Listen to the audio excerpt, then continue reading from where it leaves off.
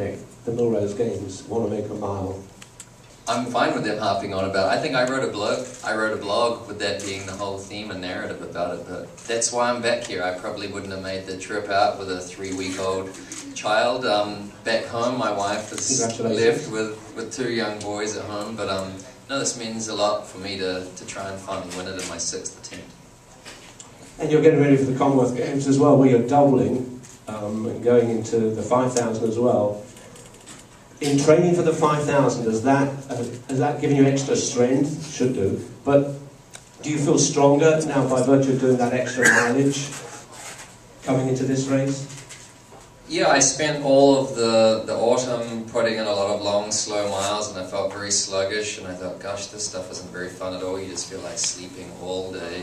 Instead of my version of marathon training, I suppose. And I was worried I'd be sacrificing some speed in terms of getting that endurance, but suddenly, about 3 weeks ago, it clicked, and I did a 400-meter time trial, the fastest I've ever done at this time of the year.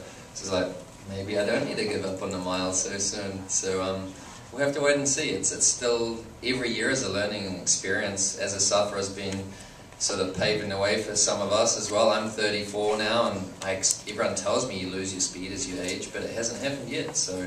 25. Sorry? I'm 25. 25. My son is 25. So, he only started running when he was 18. I started when I was 4, so maybe I'm running.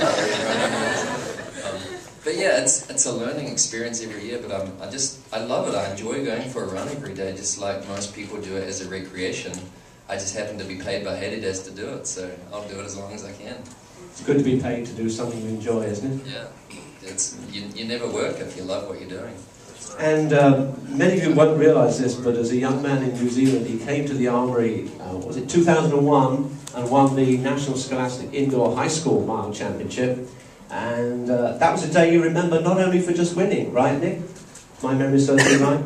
Yeah, it was the end of a long season for me. I'd been racing since October in New Zealand through to March, which was the end of the Kiwi summer, and Alan Webb had broken 4 minutes for the mile in America in high school, so I thought, well, I got to try and do that as well if they've paid $2,000 to fly me all the way to America.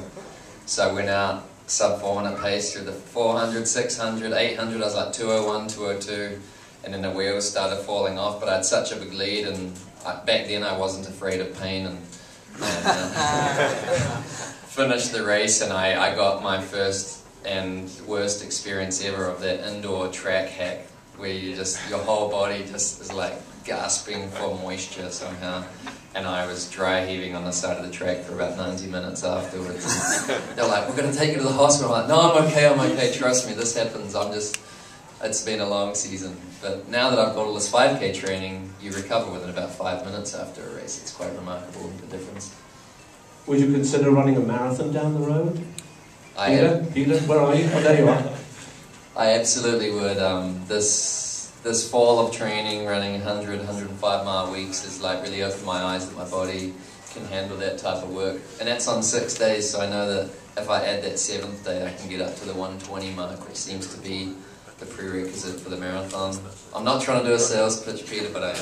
I think he's got a bulging left pocket now. How am I doing? I think we could squeeze it in. But no, my body seems to suit running on the roads. I've done well on the 5th Avenue Mile, the 5K here.